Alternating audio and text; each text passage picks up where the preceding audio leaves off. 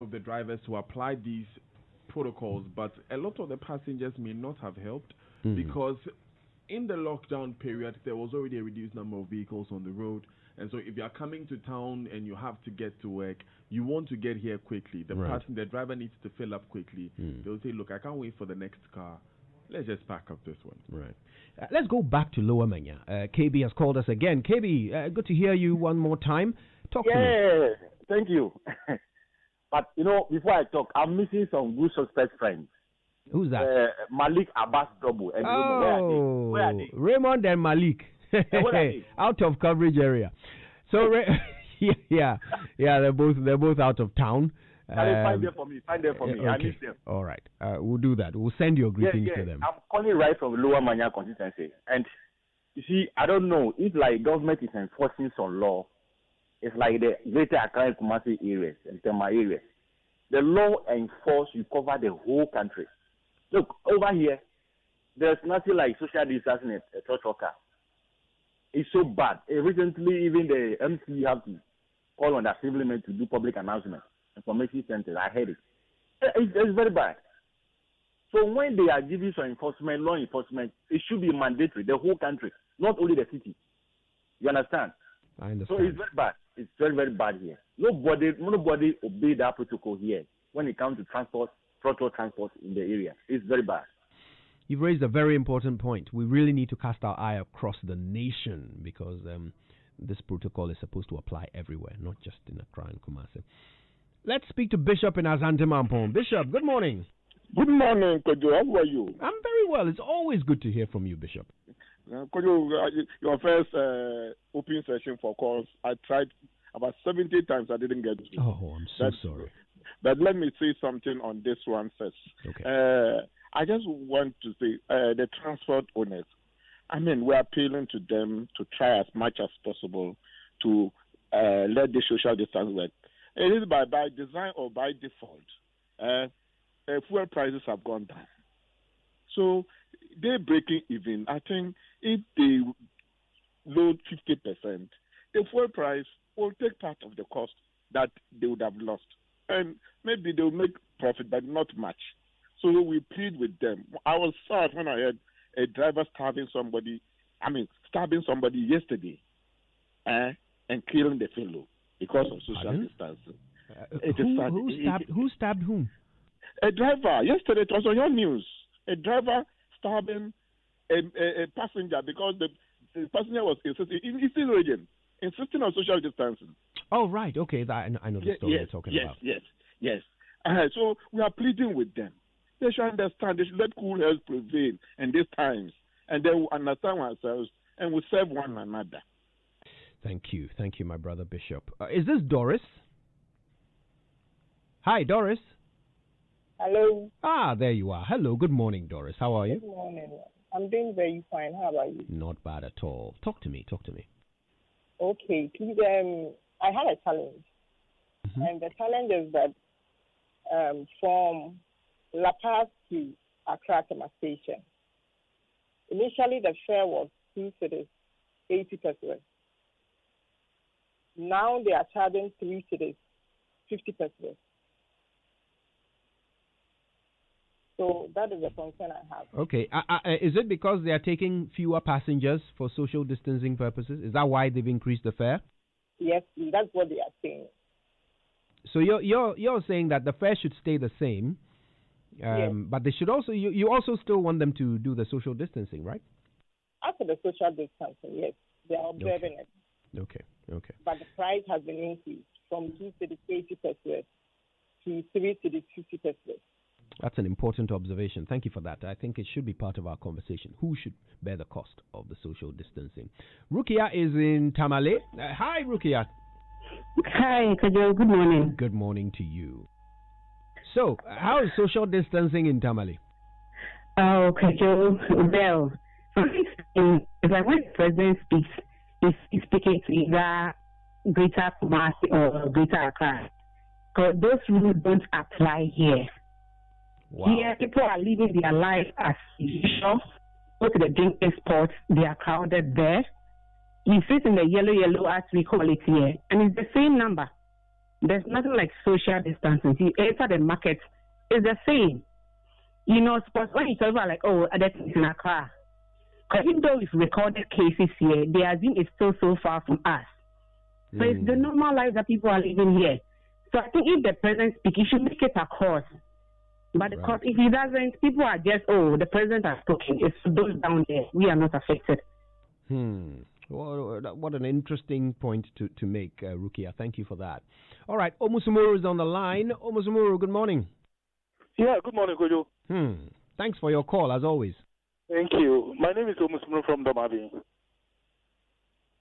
Kojo, the first time you opened the phone line, I tried, I couldn't get through. Oh, Kafra. Normally you get through. I think today the pressure was high. Yes. But please, quickly, let me take that one before I come to the issue you're discussing now. Okay. Kojo, you know what?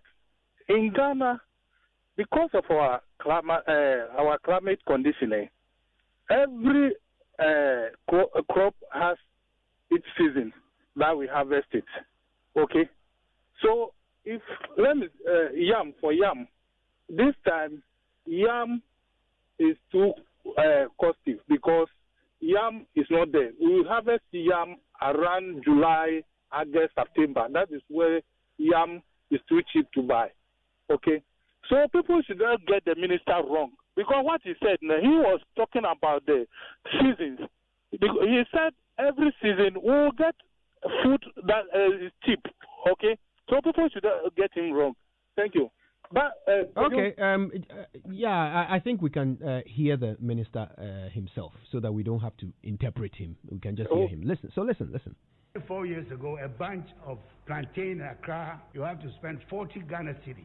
Now 4 cities, and I repeat, 3, 4, 5 cities, you can get a bunch of plantain. It shows you clearly that we have come and reduced prices of food even in the major cities like Accra because of the substantial reduction in prices in the market. Most families who could not afford 1 meal a day can now afford 3 meals a day because food is so cheap. And we continue to ensure that Planting for Food and Jobs will deliver even more food to these areas. If you make such a statement that prices on the market are high, you cannot just say that and walk away free. You have to give us the evidence which shows that prices on the market are high. And high compared to what? So I will challenge the person who made that statement to give us the evidence to show that prices on the market are high. Because the evidence that I have is exactly the opposite of what he's saying. Okay, so that's specifically what the minister said. Let's talk to Usain, who is in Old Ningo. Good morning, Usain. Good morning, Kojo. Thanks for calling us. You're welcome. The drivers, those who load from Old Ningo to Ashama, I think they are doing their best. They are observing the social distancing protocol.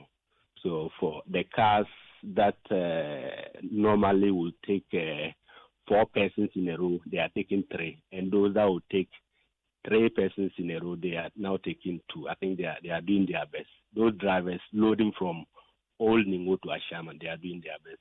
And the price has not changed. The fare has not changed. Wow. Yes. That's great. That's good to know. Thank you so much for bringing us that update from Old Ningo. Let's speak to Sylvester in Agbobulushi. Sylvester, good morning. Yeah, good morning, Kojo. Thanks for your call. Kojo, I haven't heard the minister's comment about the plant food being cheap. Yeah. I took the train this morning to come to Agbobulushi to buy food stuff, and I'm in front of the market woman. I'm trying to buy the stick of plantain. They're charging between 30 cedis and 250. So I don't understand why the minister should say like 3 or 4 cedis you can get and food is too cheap. It's not true. Between 30 and 35 cedis? Yes, I'm here now. I'm at Agbobulushi now. You can talk to the woman. In fact, I've tried various places and Charlie, some even charge us 40 cedis. Yeah, why don't we talk to the lady if she's willing to speak to us?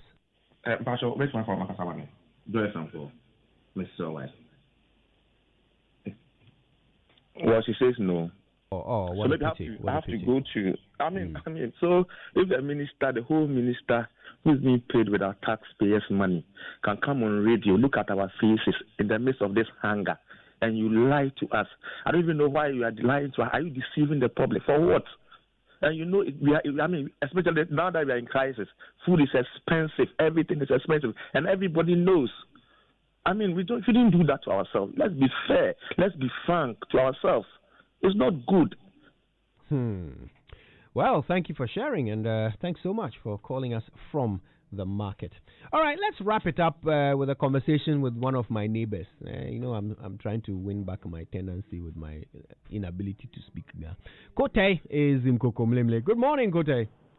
Good morning, Kojo. Thanks for your call. Yes, so this plantain saga, Kojo. Hello? Yeah, we're listening. Yes, I said it is this plantain saga.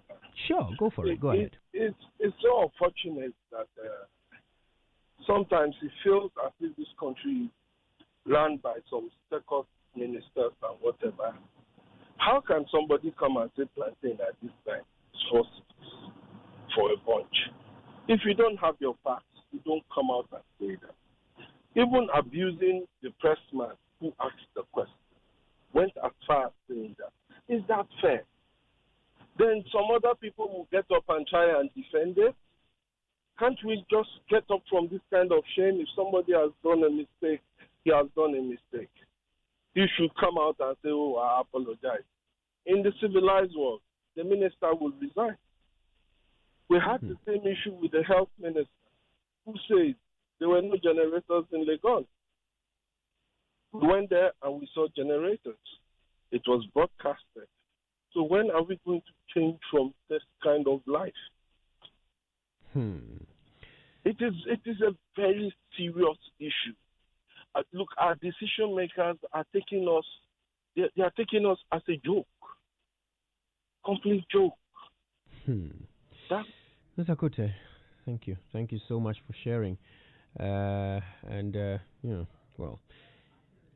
The minister sounded so sure, didn't he?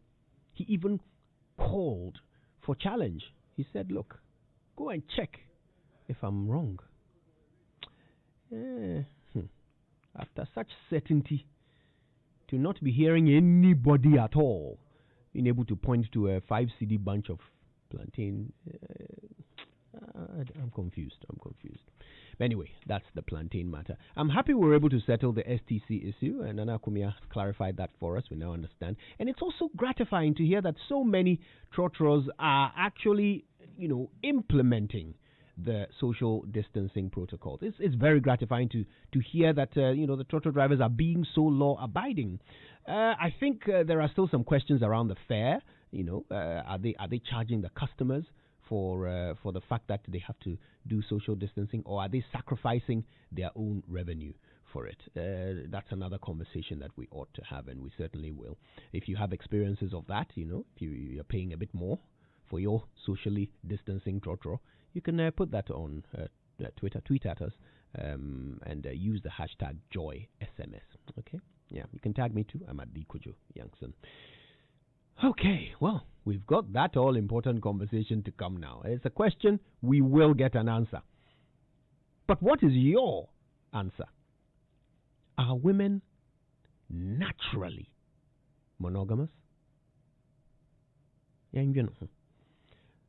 Back in a few. I'd like you to take a moment and look at my hands as I read the